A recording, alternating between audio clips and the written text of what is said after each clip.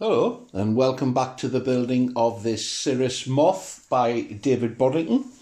As you can see, I hope, the fuselage has now been painted. It's a rather deep blue, which is going to be fun and games when it comes to painting the white insignia on the side.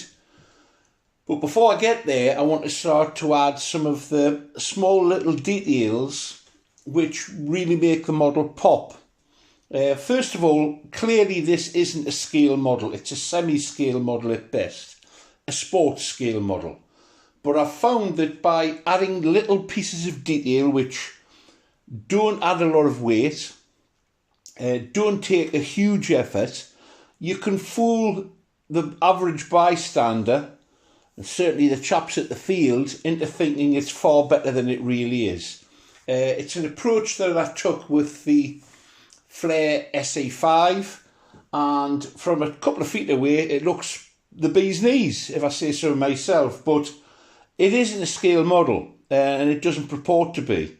But with a little bit of effort you can really raise the game of these models, I believe. So the first thing I've started to do is there is a plate that goes underneath here which is the underside of the fuel tank, and looking at the photographs, that's what I've come up with. This part is the part of the drain, and the other thing that I have to say is everything is in reverse. Because the engine that I'm using, the exhaust comes out this side, in the prototype it actually comes out this side. So I'm reversing everything that I see onto the other side of the model. It seems the logical way to go about it. So if I turn this round, the exhausts will feed out here, and one of the tasks I have to do is to make the brackets for the side. This will go, see if I can feed it in. This will go in there, and the first thing you probably think is, well, you'll never see it. Well, you won't really, but this bit you will see. This is the fuel feed line coming down, and I'm making it out of a piece of plastic rodding, which, to put the bends in, I simply heat it with a flame. So that's going to come down like that, be strapped to the sides of the cabins, and you know, that's going to stand out quite a bit as a feature. I'll make little brackets for this supposedly to be held in place, and you'll notice that, and it's the little things like that I think will make a huge difference to this model.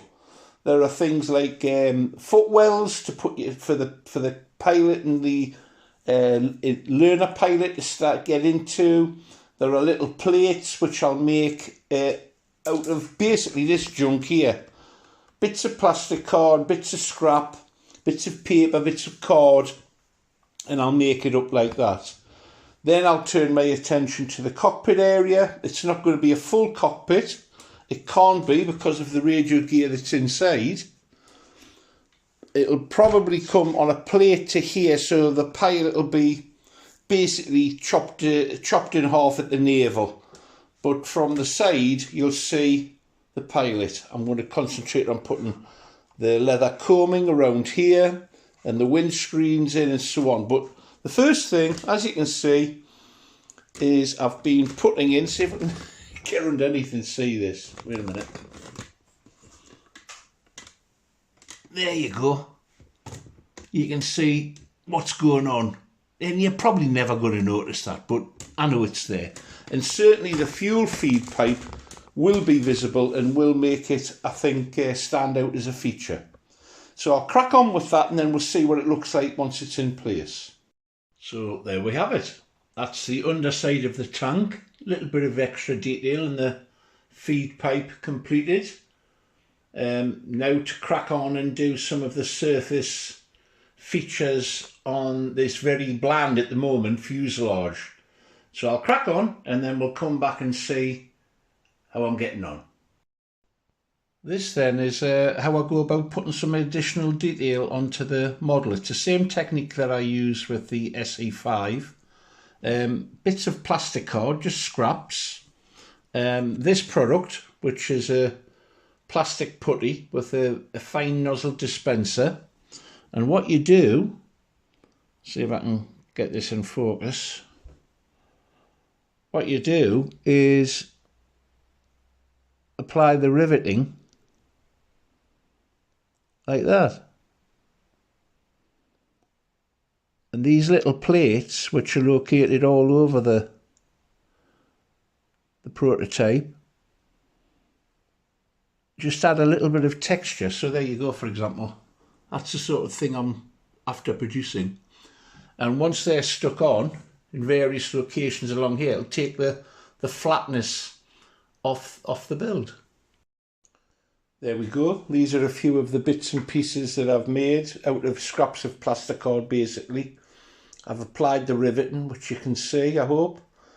And it's time to start sticking them onto the fuselage to give it a little bit of texture and a bit of interest, basically. So let's get cracking. Let's start then by adding some of the access panels to the engine area. As I say, it ain't a scale model, but this just adds a little bit of interest to it.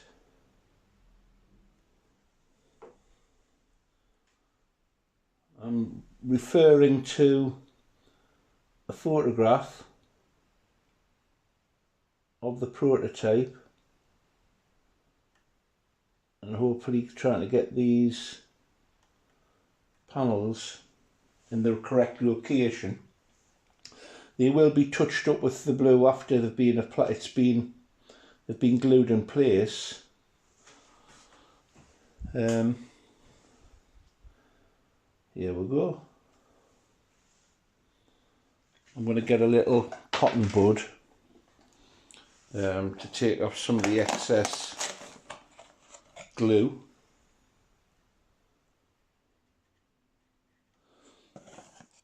I've been using Guild fuel proof in some places. I'm not sure about it, to be honest with you. Seems to take forever to actually go off. I'm not sure if that's the way it is or if I'm putting it on too thickly.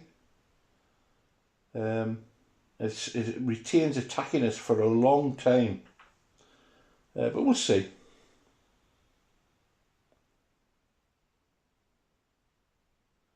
I have used this fuel proof. This is the satin finish. In places, most of it's of course the premium paint, but I'm mixing the blues here. You can see a little bit of texture added there. I'll keep doing this and then we'll see what it looks like once they've all been glued on. And there we have it. I think I'll call this video closed now, but you can see that just these little touches, I think at least, make a big difference to the appearance of the model. Cockpits will be the subject of the next video, I think. So that's a whole different bunch of fun to be had. Thanks for watching. If you've enjoyed the video, please give it a thumbs up. And if you want to see more of these adventures in building and flying and some of the chops at the field, then please subscribe if you haven't already done so. Thanks for watching now.